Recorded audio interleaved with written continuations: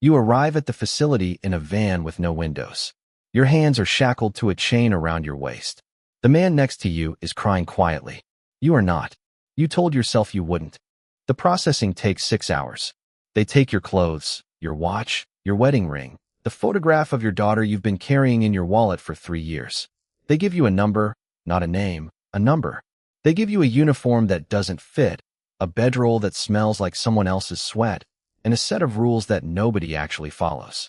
You are assigned to a cell block and walk through a hallway that seems to stretch for miles. Men look at you from behind bars, from doorways, from the yard beyond the reinforced windows. They are evaluating you the way a predator evaluates prey. Not with hatred, with calculation. You don't know it yet, but the moment you stepped off that van, a clock started ticking. You have somewhere between 24 hours and 2 weeks to figure out who you are in here. In the free world, you were a person with a history, a family, a job, a reputation built over decades. None of that exists anymore. In here, you are nothing. A blank page, and other people are about to write on you, whether you like it or not. The first thing you learn is that every single person in this building belongs to something. If you came in unaffiliated, if you don't have a crew, a set, a people, you are exposed. Neutral sounds like safety. Neutral is the most dangerous thing you can be. You eat alone on your first day. You sit at an empty table and you feel 100 eyes on your back. A man sits down across from you. He doesn't introduce himself. He just looks at you for a long moment and says, "Where are you from?" That question is not small talk. It is the most important question you will ever be asked in this building. Your answer determines everything that happens next. The prospect. Someone decided you're worth something. Maybe it's because of where you're from on the outside. Maybe it's because of your charges, because certain crimes earn a certain kind of respect in here, and certain crimes earn the opposite. Maybe it's because someone vouched for you, someone who was already inside when you arrived, someone who knew your uncle or ran with your cousin or did time with your older brother in a different facility a decade ago.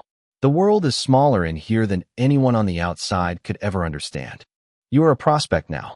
You don't have full membership. You haven't been through whatever the particular ceremony of this particular organization requires. But you are being watched, evaluated, given small tasks to see how you handle them. They ask you to hold something, a small package that you don't open and don't ask about. You carry it from one cell block to another during the morning movement, when guards are rotating shifts and attention is thinnest. You deliver it. You don't ask what it was. That is the correct answer. They ask you to pass a message to someone in protective custody. You find a way. You don't explain how. That is the correct answer. They ask you to be somewhere specific at a specific time and do nothing except stand there and watch. You stand there and you watch. Nothing happens. You don't know if it was a test, or if you missed something, or if everything went exactly as planned. You don't ask. That is the correct answer.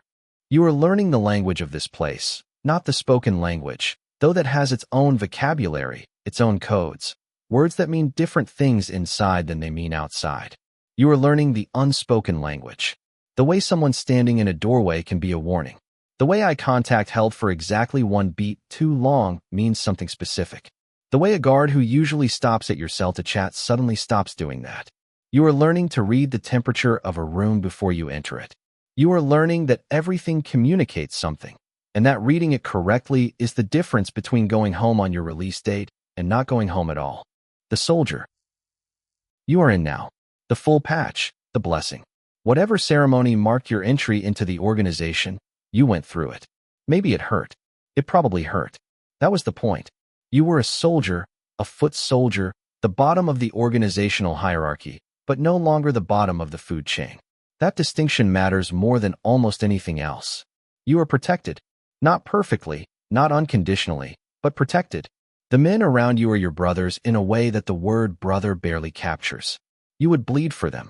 Some of them have already bled for you in ways you may never fully know. Your job as a soldier is simple in description and brutal in execution. You carry out orders. You don't question them. You don't negotiate them. You execute them. The contraband that moves through this facility, the protection tax collected from weaker inmates, the violence that maintains the hierarchy. You are the instrument of all of it. When leadership decides that someone needs to be taxed, you are the one who delivers the message. When leadership decides that a message needs to be sent, you are the one who sends it. You don't plan these things. You don't benefit from them in any significant financial way. You take the risk. Others take the profit. This is the fundamental economic arrangement of every criminal organization that has ever existed. And you are at the bottom of it. But here is what the arrangement gives you that you cannot put a price on. You walk into the cafeteria and men move. Not out of fear of you specifically, not yet. Out of respect for what you represent, for the organization behind you, for the network of violence and loyalty that your membership signals. You have not been alone in a room since the day you got jumped in. That might sound like a small thing. It is not a small thing. You know what loneliness in this place does to a person. You've watched it happen to other men. You are not going to let it happen to you. The enforcer. You have a reputation now. It didn't come from nowhere. There was an incident 6 months into your sentence that people still talk about in lowered voices. You don't talk about it. Talking about it would diminish it. The reputation grew on its own, which is the only way a reputation like this grows. Leadership noticed. They always notice. An enforcer is not simply someone who is violent. The yard is full of violent people. Prisons run on violence the way other economies run on currency. An enforcer is someone who is precise. Someone who understands that violence is a tool. And like any tool, its value depends entirely on how and when you use it. Uncontrolled violence is a liability. It draws investigations. It draws attention from the warden, from the FBI, from the federal oversight committees that occasionally take an interest in what is happening inside these walls. Controlled violence, applied surgically to the right person at the right moment for the right reason, is the foundation of order. You are the foundation of order. You collect debts. Not all debts are financial. Some men owe favors. Some men owe silence. Some men have been talking to correctional officers in ways they shouldn't be talking to correctional officers. You have conversations with these men. Most of these conversations end with the other person agreeing to do whatever it is they should have been doing all along. Some conversations escalate. When they escalate, you are prepared. You are efficient. You feel less about it than you would have expected. You have thought about that. You have thought about what it means that you feel less than you expected. You don't pursue that line of thinking very far. There isn't anywhere useful it can take you. The shot caller. Leadership elevated you because you demonstrated something that most soldiers never demonstrate and most enforcers never develop. Judgment. Anyone can follow an order. Almost anyone can carry out violence when told to. What almost no one can do is look at a complicated situation, one with multiple factions and competing interests and information that may or may not be accurate and consequences that ripple out in 6 different directions, and make a decision that turns out to be correct. You've made those decisions. You've been right more than you've been wrong. Now you are a shot caller. You run your section of the facility the way a manager runs a business district. You have enforcers who report to you. You have soldiers beneath them. You handle disputes between members because members have disputes constantly, over money, over people on the outside, over insults real and perceived, over whose commissary went where. You handle disputes with other organizations. These are the negotiations that require the most delicacy, because a negotiation that goes badly can mean open conflict on the yard, which means lockdowns, which means the entire economy of the facility grinds to a halt, which means leadership above you is not pleased. You manage the money. You take your percentage from everything that moves through your territory. The facility has an informal economy that everyone knows about, including the administration, because some portion of what comes in comes through people connected to the administration. You know who those people are. You maintain those relationships carefully. You are also managing something more complicated than money or violence or territory. You are managing information. You know things that could destroy people on both sides of the bars. That knowledge is your real power. It is also your greatest vulnerability. The man who knows too much is always in danger from the people he knows too much about. The connect. You have served 4 years of a 12-year sentence. In that time, you have built something remarkable inside these walls, a network. Not just within your own organization, but across organizations, which is something that almost nobody manages to do, because the racial and territorial divisions of prison politics are almost geological in their permanence. But you found the seams. You found the places where ideology bends under the pressure of economics. You found that rival factions will sit down together if the business is good enough and the man arranging the meeting is trustworthy enough. You are that man. You are the connect. Everything flows through you. The contraband that comes in through the mailroom, through visitors, through the guards you have relationships with. The money that moves between facilities through commissary accounts and transfers arranged by people on the outside. The information that travels between organizations that officially oppose each other and practically need each other to keep the whole operation functioning. You have relationships with people at other facilities across the state. Your network extends beyond these walls in ways that the administration has no idea about, and that investigators have been trying to map for 3 years without success. You are 41 years old. You have been incarcerated since you were 29. The outside world has continued without you in ways that are hard to fully comprehend. Your daughter is 16 now. She visits twice a year. She looks at you across the table in the visiting room with eyes that contain something you can't quite identify. Not hatred, something more complicated than hatred. You think about that look at night when the block is quiet. The underboss. Someone above you fell. That is usually how these promotions happen. Not through a smooth succession, but through a sudden vacuum. A raid, a transfer to a higher security facility, a killing, an arrest on new charges, an overdose, a deal made with prosecutors that ends with the person disappearing into protective custody. The man who ran the organization inside this facility for 7 years is gone inside of a week. The chaos that follows is immediate and dangerous. Everyone is watching to see who steps into the vacuum and whether the person who steps in has the weight to hold it. You step in. You hold it. That process is not clean or simple or without cost. There are 2 weeks that you will not describe to anyone for any reason under any circumstances. At the end of those 2 weeks, you are the underboss.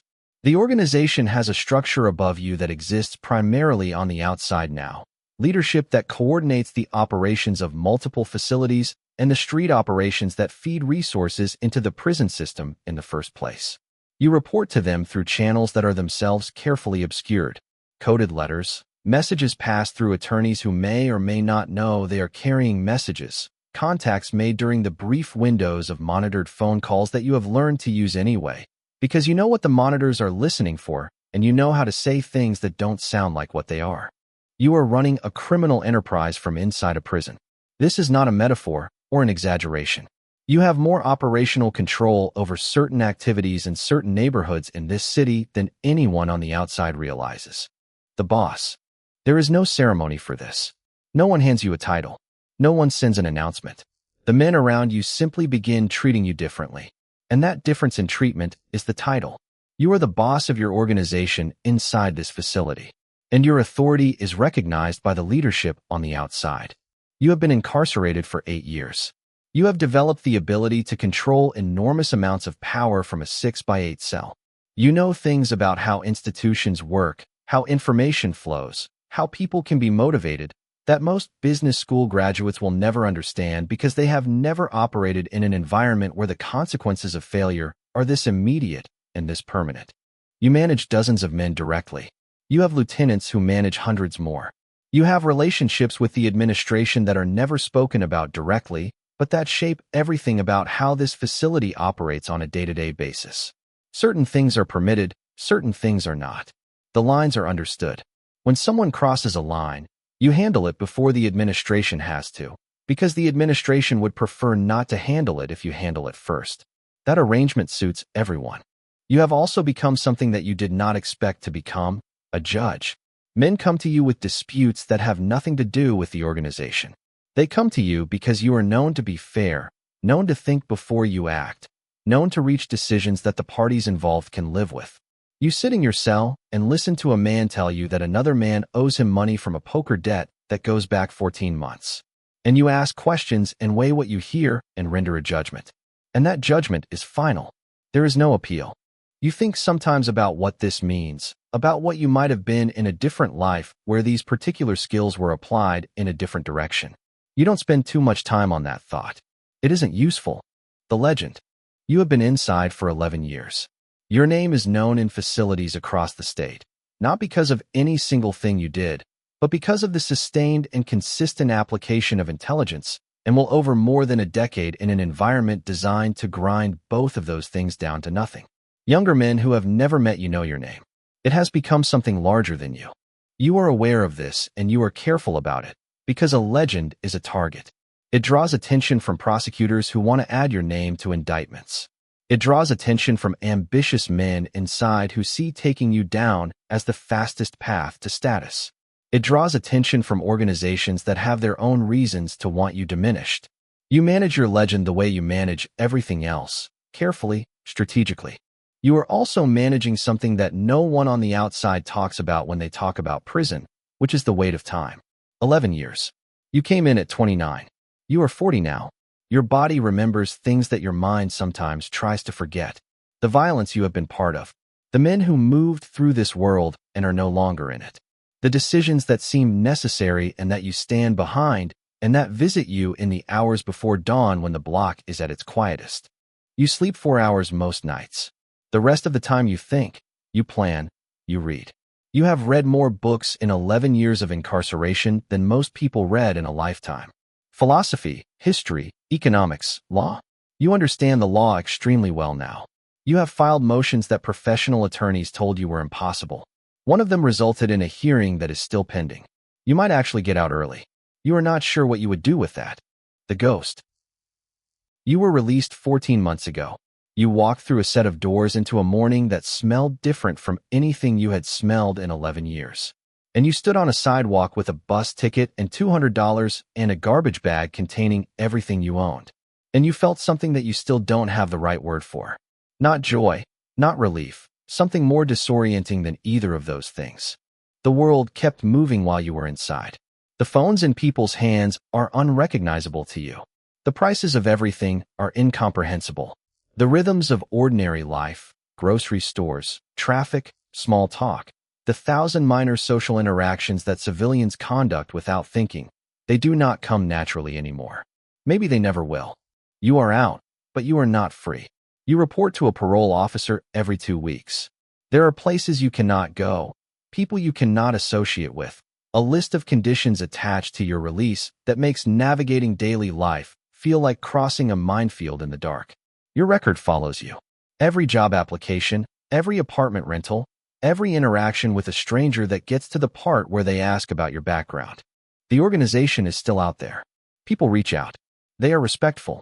They acknowledge what you built, what you maintained, what you sacrificed. They offer you things. You listen. You don't answer. You were trying to do something that 11 years of running a criminal enterprise inside a maximum security facility did not exactly prepare you for. You are trying to be a civilian. Your daughter is 20 now. She is in college. She doesn't visit. She sends a text sometimes, and you answer it carefully, aware that every word you type is a negotiation with someone who has every reason to have written you off and has chosen not to yet. That yet is everything to you. You live in a single room in a transitional housing facility. You work at a warehouse. You lift boxes and load pallets and come home exhausted in a way that is completely different from the exhaustion of incarceration. It is a clean exhaustion. You are not sure what to make of that. Somewhere in a courtroom right now, a judge is reading a sentence.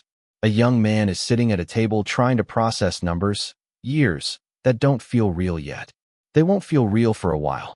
He will be processed and transported and handed a number and walk down a hallway where men will look at him the way men looked at you on your first day. He has no idea what he is walking into. He has no idea who he is about to become.